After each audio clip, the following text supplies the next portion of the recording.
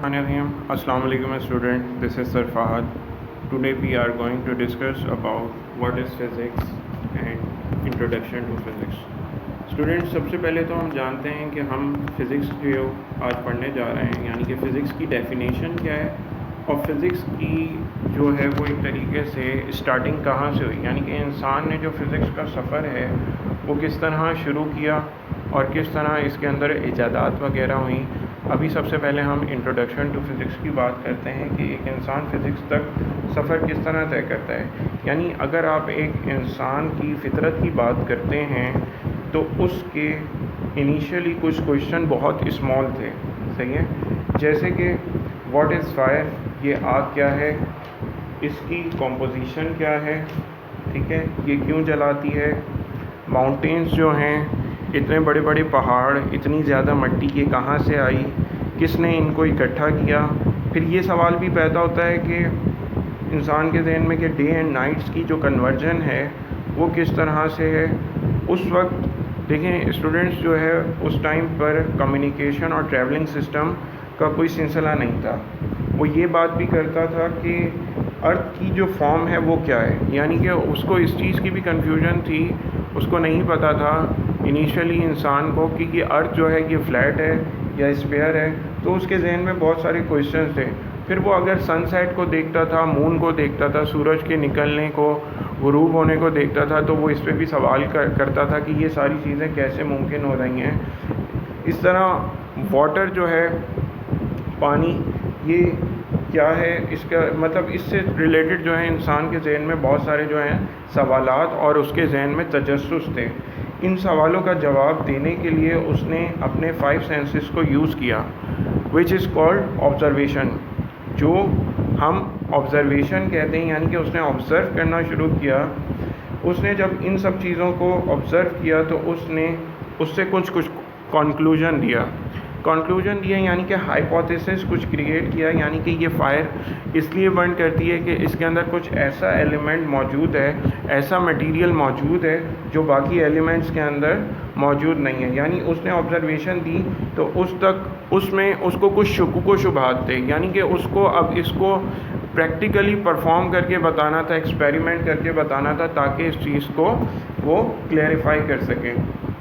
देखिए स्टूडेंट्स, अगर आपको पता हो तो 18वीं सेंचुरी से पहले देखें तो हमें सिर्फ साइंस जो है इसके बारे में सिर्फ यही पता होता था कि साइंस जो है ऑब्जर्वेशन और एक्सपेरिमेंट के ऊपर बेयर करती है। यानी कि science was just bare on observation and experiment. यानी कि अगर हम साइंस की बात करें तो साइंस का जो वर्ड है इसकी मीनिंग क्या है, हम इसके बारे में जानते हैं कि साइंस जो है वो बेसिकली एक लैटिन वर्ड से निकला है, सेंशिया से, जिसका मतलब है नॉलेज। यानी कि साइंस जो है वो किससे निकला है, लैटिन वर्ड सेंशिया से निकला है, जिसका मतलब है नॉलेज।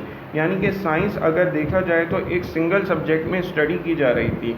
स्टार्टिंग में साइंस में एक सिंगल सब्जेक्ट को ही हम देखते थे, which is called natural philosophy, जिसको हम नेचुरल फ़िलासफ़ी का नाम देते हैं। अब नेचुरल फ़िलासफ़ी को आप किस तरह समझ सकते हैं, नेचुरल फ़िलासफ़ी को आप कह सकते हैं कि कुदरती तौर पर जो चीज़ें पाई जा रही हैं उनकी लॉजिकल रीज़न के साथ उनकी वजह को तलाश करना, वो आपकी नेचुरल फ़िलासफ़ी कहलाएगी। यानी कि कुदरती तौर पर जो हमारे सामने कुछ चीज़ें मौजूद थीं, जो इनिशियली इंसान ने अख़ज़ किया कि जी अगर हम देखें तो हमारे लिए अल्लाह ताला की कुदरत ने कुछ चीज़ों को रखा है जिनमें से कुछ जानदार हैं। यानी कि उसने नेचुरल फ़िलासफ़ी को फ़र्दर आगे डिवाइड किया। वो किसके अंदर किया, लिविंग थिंग्स के अंदर और नॉन लिविंग थिंग्स के अंदर। अगर हम लिविंग थिंग्स की बात करें तो लिविंग थिंग में बायोलॉजिकल साइंस इसके आगे जाके इसने बहुत अहम किरदार अदा किया, और नॉन लिविंग थिंग में फ़िज़िकल साइंसेस जो है वो एक तरीके से आगे उसकी एक फ़र्दर जो है वो ब्रांच समझ लें या एक तरीके से उसमें तरक्की हुई। अब देखें फ़िज़िकल साइंसेस की अगर हम स्टूडेंट्स बात करते हैं तो फ़िज़िकल साइंसेस के अंदर सबसे पहले हमें physics, chemistry, astronomy and geology मिलती है। देखें फ़िज़िकल साइंसेस के अंदर फ़िज़िक्स जो है हम अभी पढ़ेंगे डिटेल में आगे, केमिस्ट्री के बारे में भी आगे जानते हैं, सही है। एस्ट्रोनॉमी के बारे में आपको बता देता हूँ। एस्ट्रोनॉमी वो तमाम चीज़ों के बारे में स्टडी में एस्ट्रोनॉमी में की जाती है जो एस्ट्रोनॉमिकल बॉडीज़ से रिलेटेड हो, यानी कि आपके स्टार्स, मून, अर्थ और इससे रिलेटेड जो प्लैनेट हैं, जो नेबरिंग प्लैनेट्स हैं, वो तमाम के तमाम हम स्टडी जो करते हैं वो एस्ट्रोनॉमी में करते हैं। और अभी मैंने आपको जियोलॉजी के बारे में भी बताया, तो जियोलॉजी भी जो है वो बेसिकली अबाउट अर्थ है, यानी कि अर्थ की सरफेस, अर्थ के ऊपर जितनी भी चीज़ें पाई जा रही हैं उनके बारे में जो हम स्टडी करते हैं वो किसके अंदर करते हैं, वो हम जियोलॉजी के अंदर करते हैं। अच्छा स्टूडेंट्स, अब हम फ़िज़िक्स की बात करते हैं कि व्हाट इज़ फ़िज़िक्स। ये तो हमने कुछ इंट्रोडक्शन दे दिया आपको कि इंट्रोडक्शन के अंदर आपने फ़िज़िक्स के बारे में जाना कि फ़िज़िक्स की एक तरीके से जो है लोग हैं उनके जहन में बहुत सारे सवाल थे कि जी ये सारी चीज़ें, आग जो है वो कैसे बर्न करती है, इसकी कॉम्पोजिशन क्या है, ये माउंटेन्स जो हैं, ये सारी चीज़ें आपके सामने किस तरह, ये सनसेट कैसे हो रहा है, डे और नाइट की कन्वर्जन कैसे हो रही है। अब देखिए स्टूडेंट्स, हम फ़िज़िक्स की डेफिनेशन की बात करते हैं कि what is physics. Physics is the branch of science. Physics एक ब्रांच की, साइंस की एक ऐसी ब्रांच है which deals with matter and its relation to energy. यानी कि फ़िज़िक्स एक साइंस की ऐसी ब्रांच है जिसके अंदर मैटर और उससे रिलेटेड एनर्जी की हम क्या करते हैं, बात करते हैं, यानी कि उसका रिलेशन जो है उसके मुतालिक हम समझते हैं इसके अंदर उसकी इंटर कन्वर्जन क्या है। देखिए स्टूडेंट्स, अगर हम देखें तो इसके अंदर दो मेन चीज़ें आ रही हैं जो कि मैटर है और एनर्जी है।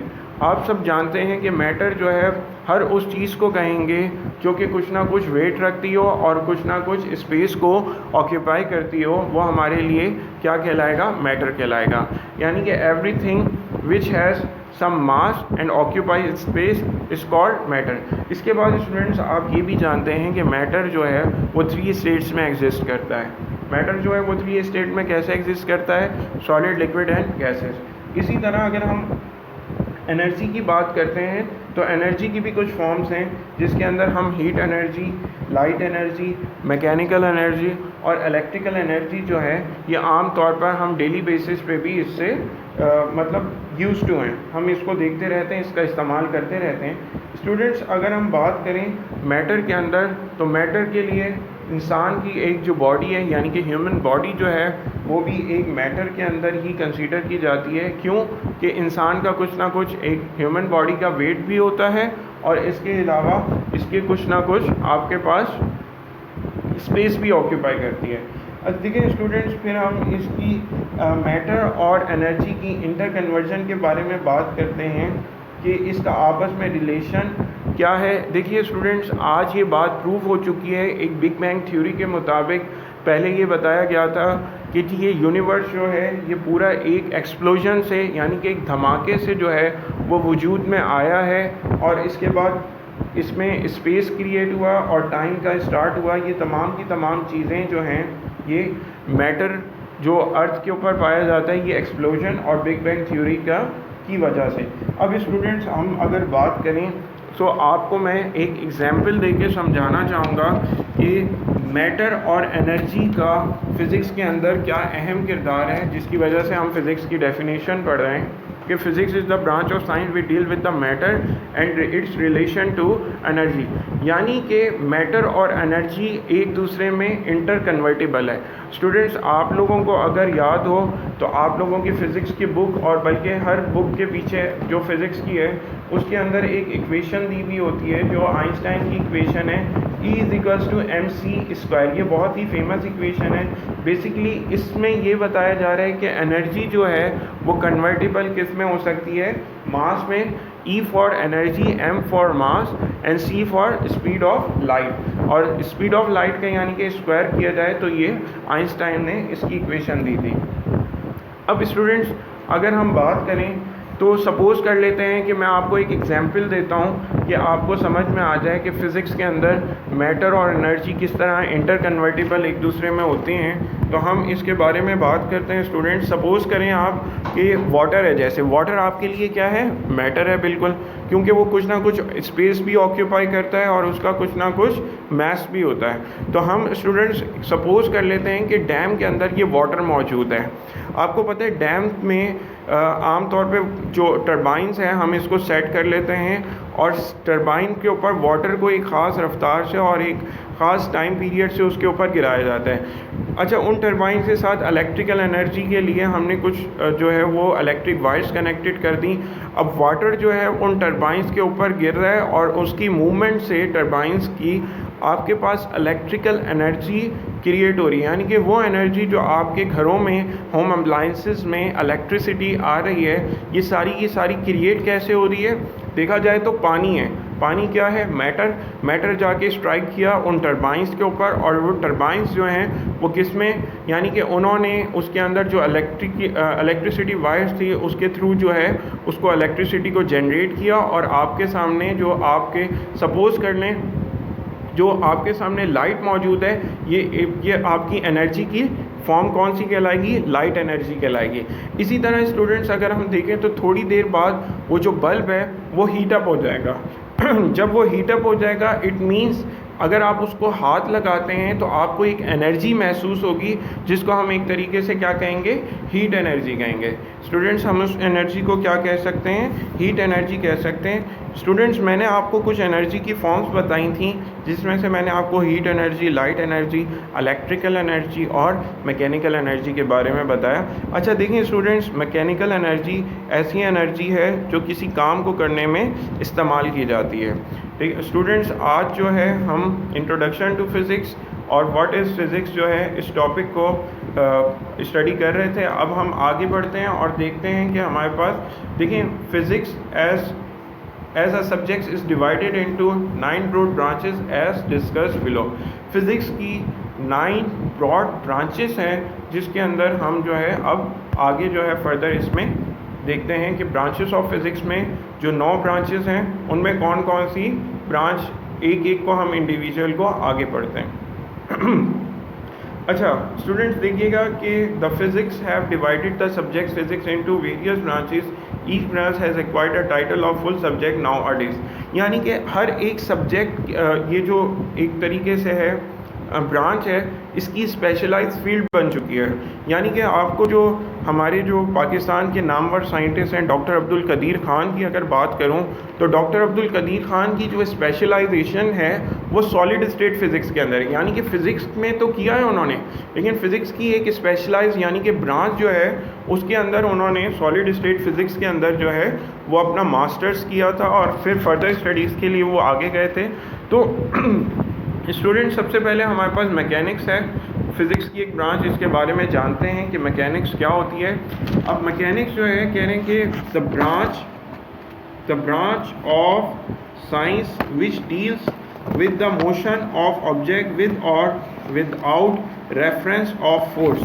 स्टूडेंट्स अब अगर हम बात करते हैं तो हमें सबसे पहले तो ये पता होना चाहिए कि फ़िज़िक्स के अंदर हम जो मैकेनिक्स की बात कर रहे हैं इसके अंदर हम मोशन ऑफ ऑब्जेक्ट की बात करते हैं। यानी कि ऐसी तमाम की तमाम बॉडीज़ जो कि मोशन में आ जाएं, या तो उसके ऊपर फोर्स अप्लाई की जाए और या तो विदाउट रेफरेंस ऑफ फोर्स हो। अब सपोज़ कर लें स्टूडेंट्स कि आपके सामने एक फ़ुटबॉल मौजूद है, सही है।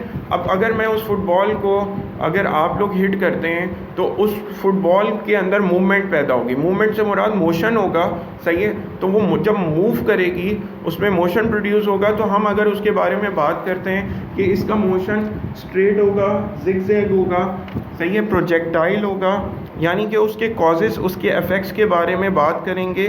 तो ये जो सारे के सारे जो हैं ये मैकेनिक्स के अंदर आएंगे।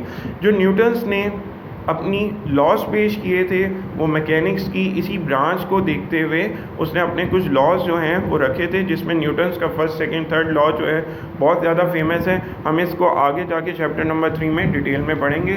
स्टूडेंट्स अब जो हमारी सेकंड ब्रांच है फिज़िक्स की उसके बारे में देखते हैं कि branch of physics, the branch of physics we deal with the phenomena and affect related to electric charge. यानी कि स्टूडेंट्स देखें, अगर हम इलेक्ट्रिसिटी की बात करें तो इलेक्ट्रिसिटी से रिलेटेड इलेक्ट्रॉन और इलेक्ट्रिक चार्ज जो है ये बहुत ज़्यादा अहमियत रखते हैं। अब मैं आपको बता दूं, इलेक्ट्रिसिटी जो दो साइंटिस्ट हैं इनमें सबसे अहम किरदार किसने अदा किया था, वो एम्पियर और फैराडे हैं। करंट का आज भी जो इंटरनेशनल यूनिट है, ऐसा यूनिट है, वो एम्पियर ही रखा गया है। एम्पियर बेसिकली एक साइंटिस्ट का नाम था और उसी के नाम के ऊपर जो है वो करंट का इसका यूनिट रखा गया है। अच्छा स्टूडेंट्स, अगर हम बात करें तो हम इलेक्ट्रिसिटी के अंदर इसकी प्रॉपर्टीज़ की बात करते हैं कि इसकी क्या प्रॉपर्टीज़ हैं, इसकी एप्लीकेशन क्या है, इलेक्ट्रिसिटी ट्रैवल कैसे करती है, बॉडी चार्ज और अनचार्ज कैसे होती है, और बॉडीज़ के ऊपर यानी कि कुछ ऐसी बॉडीज़ होती हैं जो आपस में एक दूसरे को अट्रैक्ट करती हैं, यानी कि कुछ चार्ज ऐसे होते हैं जो आपस में एक दूसरे को अट्रैक्ट करते हैं और कुछ चार्ज एक दूसरे को रिपेल करते हैं। तो इनका सब रीज़न जो है वो हम इलेक्ट्रिसिटी की इस ब्रांच के अंदर, यानी कि फ़िज़िक्स की इस ब्रांच के अंदर इलेक्ट्रिसिटी में पढ़ते हैं। तो इलेक्ट्रोमैग्नेटिज़्म के बारे में जानते हैं, ये फ़िज़िक्स की ब्रांच है। इलेक्ट्रोमैग्नेटिज़्म बेसिकली जो है दो वर्ड का कॉम्बिनेशन है, यानी कि इलेक्ट्रिसिटी एंड मैग्नेटिज़्म। स्टूडेंट्स, इनके अंदर इस फिज़िक्स की ब्रांच के अंदर हम इलेक्ट्रिसिटी और मैग्नेटिज़्म के रिलेशन से जो चीज़ें बनी हैं उन तमाम चीज़ों के बारे में पढ़ते हैं, यानी कि it deals with the observations, principles, laws and method related electricity and magnetism. यानी कि ये इस फिज़िक्स की ब्रांच के अंदर हम तमाम की तमाम उन चीज़ों के बारे में जानते हैं जिसमें प्रिंसिपल, लॉज और मेथड जो हैं जिसमें आपस में रिलेशन किसके हैं, इलेक्ट्रिसिटी और मैग्नेटिज़्म के। स्टूडेंट्स, चलिए मैं इसकी एक एग्जांपल देता हूँ। जैसे आप डेली लाइफ में भी देखते हैं, आपके घर के अंदर जो इलेक्ट्रिक मोटर है जो बेसिकली पानी को पंप करने का काम कर रही है, जो आपके घर में पानी आपकी टंकी में पहुँचा रही है, आप स्टूडेंट्स उसके अंदर देखेंगे तो मैग्नेट का यूज़ होता है। इसके अलावा आपके स्कूल की जो इलेक्ट्रिक बेल है उसके अंदर भी मैग्नेट का यूज़ होता है। उसकी वजह से जब हम उसको इलेक्ट्रिसिटी प्रोवाइड करते हैं तो वो कॉइल क्या करता है, एक तरीके से स्ट्राइक करने लग जाता है। इसके अलावा स्टूडेंट्स, आप लोगों ने अगर जो टॉयज़ है इसको देखा हो तो इसके अंदर आमतौर पे स्पीकर्स वगैरह मौजूद होते हैं। बहुत सारे स्टूडेंट्स ने इस चीज़ को प्रैक्टिकली ऑब्ज़र्व किया होगा कि जब वो टूट जाते हैं तो आप उसका अंदर से निकालते हो तो एक स्पीकर निकलता है, यानी कि स्पीकर के पीछे भी जो है ना वो मैग्नेट यूज़ किया जाता है। यानी कि जब हम बैटरी को चार्ज करते हैं, यानी कि बैटरी को कनेक्ट करते हैं, उसके साथ चार्जेस प्रोवाइड किए जाते हैं, तो जैसी सेल उससे अटैच करते हैं तो वो साउंड क्रिएट करने लग जाता है। स्टूडेंट, ये तमाम की तमाम चीज़ें जो हैं हम इलेक्ट्रिसिटी और मैग्नेटिज़्म के आपस में कॉम्बिनेशन के बारे में इलेक्ट्रोमैग्नेटिज़्म के अंदर स्टूडेंट्स पढ़ते हैं। स्टूडेंट्स, अब जो फिज़िक्स की ब्रांच जो है हम स्टडी करने जा रहे हैं वो सॉलिड स्टेट फिज़िक्स है। स्टूडेंट्स, मैं आपको इसमें बताना चाहता हूँ कि देखें, इस फिज़िक्स की ब्रांच के अंदर जो तमाम के तमाम सॉलिड मटेरियल्स हैं उनके स्ट्रक्चर और प्रॉपर्टीज़ के बारे में बात की जाती है। यानी कि अगर मैं आपसे कहूँ कि आपके मुल्क के जो नामवर साइंसदान हैं, यानी कि डॉक्टर अब्दुल कदीर ख़ान की जो स्पेशलाइज्ड फील्ड थी वो तमाम की तमाम उन्होंने सॉलिड स्टेट फ़िज़िक्स के अंदर की थी। यानी कि फ़िज़िक्स में तो उन्होंने किया था, फ़िज़िक्स की जैसे फर्दर ब्रांचेस हैं तो उनमें जो सबसे ज़्यादा उन्होंने इस सॉलिड स्टेट फ़िज़िक्स के अंदर जो है वो अपनी स्पेशलाइज की थी। स्टूडेंट्स, जो अब हमारे साथ फ़िज़िक्स की ब्रांच है हम उसके बारे में जानते हैं कि एटॉमिक फ़िज़िक्स कौन सी फ़िज़िक्स होती है। देखिए स्टूडेंट्स, सबसे पहले 20वीं सेंचुरी में तो ये बिलीव किया जाता था कि एटॉमिक जो है एटम्स जो हैं वो स्मॉलेस्ट पार्टिकल हैं, यानी कि एटम को हम फर्दर डिवाइड नहीं कर सकते थे। ये 20वीं सेंचुरी से पहले जो है ये कंसीडर किया जाता था। लेकिन रदरफोर्ड एक साइंटिस्ट थे जिन्होंने एक्सपेरिमेंट करके इस बात को बिल्कुल गलत साबित कर दिया कि ऐसा नहीं है कि एटम जो है बिल्कुल स्मॉलेस्ट पार्टिकल है, बल्कि एटम को हम फर्दर डिवाइड कर सकते हैं। तो एटम किसके अंदर ब्रेकआउट हो जाता है, न्यूक्लियस के अंदर। तो स्टूडेंट्स, इससे पहले फिर ये हम इसके बारे में ये भी पढ़ते हैं कि स्ट्रक्चर ऑफ एटम क्या है, सही है, एटम कब कितनी एनर्जी स्टोर कर सकता है, कब एटम स्टेबलाइज होता है, कब डीस्टेबलाइज होता है। यानी कि इस तमाम की तमाम यानी कि एटम से रिलेटेड जो स्टडी है वो हम एटॉमिक फ़िज़िक्स के अंदर करते हैं। स्टूडेंट्स, अब जो फ़िज़िक्स है वो न्यूक्लियर फ़िज़िक्स है, फ़िज़िक्स की ब्रांच। यानी कि अब स्टूडेंट, मैंने आपको जैसे कि अभी बताया कि 20वीं सेंचुरी से पहले ये कंसीडर किया जाता था कि एटम जो है वो डिवाइड नहीं हो सकता, सही है। जब एटम सब आगे जो है फर्दर डिवाइड हुआ तो वो उसके अंदर न्यूक्लियस पाया गया। यानी कि हमने फिर जो न्यूक्लियस के ऊपर जो स्टडी करना शुरू की, यानी कि वो हमारी न्यूक्लियर फिज़िक्स के अंदर आएगी। अगर हम एटम के बारे में पढ़ेंगे तो एटम के अंदर न्यूट्रॉन, प्रोटॉन और इलेक्ट्रॉन जैसे न्यूक्लियस के अंदर जो पाए जाते हैं हम एटॉमिक फ़िज़िक्स के अंदर पढ़ते हैं। और अगर न्यूक्लियर फ़िज़िक्स की बात करें तो सिर्फ न्यूक्लियर से रिलेटेड कि न्यूक्लियस के अंदर उसके अंदर क्या पाता है। इसी की मदद से हम देखें स्टूडेंट्स, न्यूक्लियर रिएक्टर जो है जैसे आपकी इलेक्ट्रिसिटी जो है जनरेट की जाती है। इसके अलावा ये वॉर और डिस्ट्रक्शंस के अंदर भी जो है न्यूक्लियस का बेसिकली इस्तेमाल किया जाता है। आपको याद होगा कि 1945 में अमेरिका ने जो है वो एटॉमिक बम गिराए थे, हिरोशिमा और नागासाकी।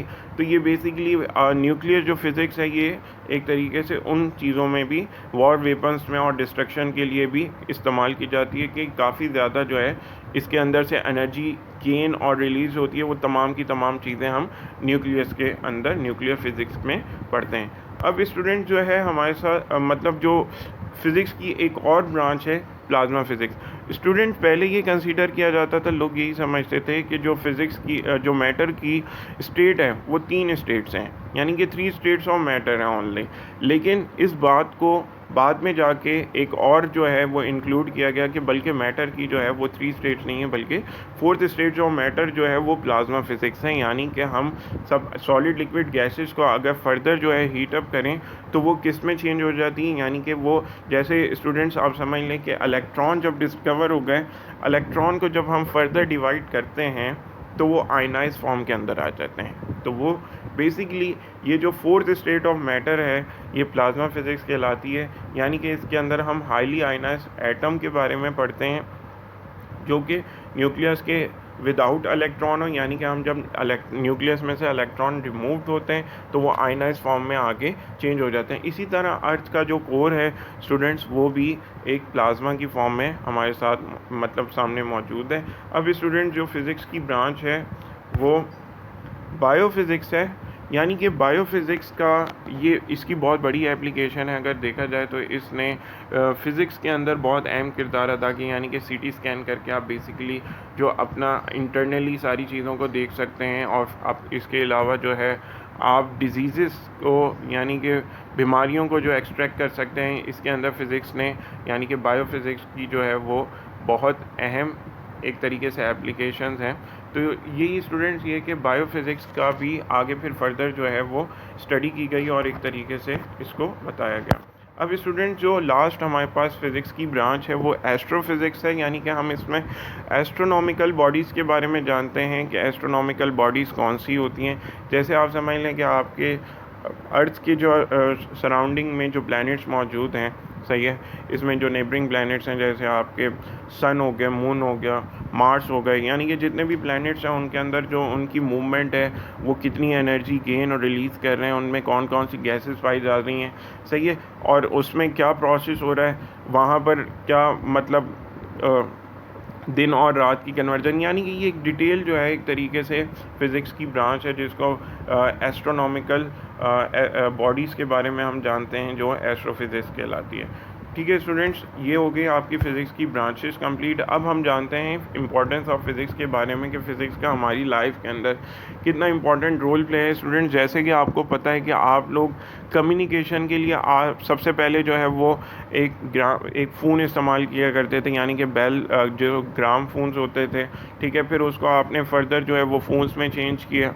फिर इसी तरह अब उनकी ये मॉडिफाइड फॉर्म आ गई है कि आपके पास मोबाइल है और मोबाइल के साथ आप इंटरनेट कनेक्ट कर लें तो पूरी दुनिया से आप सैटेलाइट के थ्रू जो है वो कनेक्टेड हो सकते हैं। इसी तरह स्टूडेंट्स अगर देखा जाए तो फ़िज़िक्स का जो किरदार है वो हमारी लाइफ के ऊपर बहुत ज़्यादा, ये जो हाउस बिल्डिंग्स वगैरह बनी हुई हैं ये भी फ़िज़िक्स की मदद से बनी है। इसके अलावा अगर देखा जाए तो radio, radar, artificial satellite, hydrostatic power stations, ठीक है, न्यूक्लियर रिएक्टर मैंने आपको बताया जिसके थ्रू हम जो है वो एक तरीके से तमाम की तमाम बिजली वगैरह जो है वो पैदा करें। इसी तरह डीजल इंजन, ये तमाम की तमाम चीज़ें जो हैं वो फ़िज़िक्स की ईजाद करता है। इसी तरह लेज़र का जो यूज़ किया जाता है ट्रीटमेंट के लिए मेडिकल फील्ड के अंदर, इसके अलावा डिफेंस सिस्टम के अंदर, ये भी हमारी एक तरीके से ईजाद करदा फ़िज़िक्स की है। इसी तरह स्टूडेंट्स आप लोगों ने इलेक्ट्रोप्लेटिंग के बारे में पढ़ा था, यानी कि वो तमाम की तमाम जो इलेक्ट्रिसिटी के थ्रू आप पॉलिश वगैरह करते हैं, प्लेटिंग करते हैं। यानी कि कलराइज्ड अगर हम देखें तो आजकल जो है गाड़ियों को भी कलर करने के लिए आप बेसिकली एक बॉटल होती है जिसके अंदर जो है वो कलर्ड मौजूद होता है। आप जैसे ही उस मशीन को ऑन करते हैं तो वो आयनाइज फॉर्म के अंदर क्या करते हैं, वो जो है बहुत ही बारीक यानी कि वेपर्स जो हैं वो पेंट के लिए इस्तेमाल किए जाते हैं। नहीं तो पहले किसके लिए, पहले ब्रश इस्तेमाल किया जाता है। इसी तरह स्टूडेंट्स बहुत सारी चीज़ों में मैंने मतलब आपको बताया कि इसका यूज़ होता है। स्टूडेंट्स एक तो कम्युनिकेशन का जब सिस्टम बेहतर हुआ तो उसकी वजह से हमारे लिए बिज़नेस की जो एक तरीके से तमाम की तमाम चीज़ें थी और जो गैप था, कम्युनिकेशन गैप जो है उसने फ़िज़िक्स ने एक तरीके से फ़िल किया और हमारे लिए थर्मोडायनामिक फ़िज़िक्स, इसके अंदर हम स्टीम और इसके अलावा जो आपकी ये समझ लें कि जैसे आपने एक टाइटैनिक के बारे में सुना होगा, एक जहाज़ था उसके अंदर जो है उन्होंने थर्मोडायनामिक को यूज़ किया था, यानी कि कोल वो बेसिकली बर्न करते थे, उस कोल को हीट अप उसकी एनर्जी से जो है स्टीम इंजन जो है वो बेसिकली रन किए जाते थे। स्टूडेंट्स ये थी इम्पोर्टेंस ऑफ फिज़िक्स। अब जो है स्टूडेंट्स हम जानते हैं errors and in types, error and types, its types के बारे में जानते हैं कि स्टूडेंट जब हम नॉर्मली कोई प्रैक्टिकल या ऑब्जर्वेशन रिकॉर्ड कर रहे होते हैं तो उसमें कुछ हमारे से एरर्स वगैरह जो है वो हो सकते हैं। उनके अंदर जो टाइप्स हैं उनके बारे में हम देखते हैं कि देखें सबसे पहले तो ह्यूमन एरर और ग्रॉस एरर भी इसको कह सकते हैं। फिर एक एरर होता है वो सिस्टमेटिक एरर कहलाता है और थर्ड वन जो है वो रैंडम एरर कहलाता है। यानी कि स्टूडेंट्स ह्यूमन एरर की बात की जाए या पर्सनल एरर की बात की जाए तो ये एरर इस वजह से होता है कि आपकी केयरलेस हो, आपने मतलब रीडिंग को नोट डाउन करने में कोई एक तरीके से क्या की हो, कुछ लापरवाही बरती हो। सपोज़ कर लेते हैं कि आपकी जो रीडिंग आनी थी वो आनी थी 0.75, ठीक है, लेकिन आपने उसको रिकॉर्ड किया तो 0.6 रिकॉर्ड कर लिया या 0.7 रिकॉर्ड कर लिया। तो जो डिफरेंस आ रहा है उसके अंदर जो गलती हुई यानी कि जो एरर आया वो आपकी वजह से हुआ, तो हम इस एरर को पर्सनल एरर कहते हैं। इसी तरह स्टूडेंट्स अब अगर देखें तो सिस्टमेटिक एरर जो है ये भी एक एरर होता है जिसके अंदर आप में एक तरीके से देखा जाए तो आपकी गलती नहीं होती, या तो वो सिस्टम की ख़राबी की वजह से होती है। यानी कि स्टूडेंट्स ये समझ लें कि वो फॉल्ट एक इक्विपमेंट के अंदर पाया जाता है जिसको डिज़ाइन करने में या तो वो कुछ आ गया होता है उसके अंदर। यानी कि सपोज़ कर लें एक वर्नियर कैलिपर है, अगर वर्नियर कैलिपर की रीडिंग आप नोट कर रहे हैं, आप बिल्कुल ठीक नोट कर रहे हैं, लेकिन उसकी जो रीडिंग है जो पीछे से प्रिंट होकर आई हुई है जैसे वो बना हुआ है उसके अंदर मिस्टेकन है, तो स्टूडेंट ये आपकी एक तरीके से जो एरर कहलाएगा ये सिस्टमेटिक एरर कहलाएगा। ठीक है स्टूडेंट्स, अब जो लास्ट वन एरर है वो है error random error. Students random error जो एरर होता है इसके बारे में अगर हम कहें तो इसमें दो चीज़ों का हम एक तरीके से कंसीडर करेंगे जो हमने पहले अभी पढ़ ली हैं। स्टूडेंट इसके अंदर ना तो ह्यूमन एरर होता है, यानी कि ना ही इंसान की गलती होती है, ना ही सिस्टम की गलती होती है। यानी कि सिस्टम भी एक्यूरेट है, जो आपको रीडिंग चाहिए वो बिल्कुल ठीक देना चाह रहा है, सही है, वो भी बिल्कुल एक्यूरेट है, और आप जो रीडिंग नोट कर रहे हैं वो भी बिल्कुल ठीक है। लेकिन सिस्टम वो लेकिन स्टूडेंट्स जो टेम्परेचर रिक्वायर्ड है, सपोज़ कर लें कि एक बेसिकली मैं एक प्रैक्टिकल परफॉर्म कर रहा हूँ और उस परफॉर्म करने के लिए मुझे एक ख़ास टेम्परेचर की ज़रूरत है, यानी कि उस पर एक ख़ास दर्जा हरारत होना चाहिए, ज़्यादा गर्मी नहीं होनी चाहिए। अगर वो ज़्यादा गर्मी होगी तो उसकी वजह से उसके जो केमिकल वगैरह या रिएक्शंस वगैरह उसमें जो चेंज आ जाएगा वो आपकी तो एक गलती की वजह से नहीं होगा, लेकिन ना ही सिस्टम की गलती की वजह से होगा। वो बेसिकली वो पर्टिकुलर जो हमें रिक्वायर्ड सर्कमस्टांसेस थे जो मतलब उस टाइम पे वो मौजूद नहीं होंगे, जिसकी वजह से वो एरर क्रिएट होगा। इसे हम रैंडम एरर कहते हैं। स्टूडेंट्स आज हमने जो है फ़िज़िक्स का इंट्रोडक्शन देखा, ठीक है, उसके बाद हमने ब्रांचेस ऑफ फ़िज़िक्स के बारे में जाना कि 9 ब्रांचेस अगर फ़िज़िक्स की हैं तो हर ब्रांच का जो है एक पर्टिकुलर एक रोल प्ले है हर एक फील्ड के अंदर, सही है, फ़िज़िक्स का। इसी तरह स्टूडेंट हमने इम्पोर्टेंस ऑफ फ़िज़िक्स के बारे में बात की और इम्पोर्टेंस देखी कि हमारी लाइफ में इसकी कितनी ज़्यादा इम्पोर्टेंस है। इसके बाद स्टूडेंट्स हमने ये एरर्स और टाइप्स ऑफ एरर के बारे में जाना कि एरर्स और इसकी टाइप्स क्या होती हैं। स्टूडेंट्स इस चीज़ को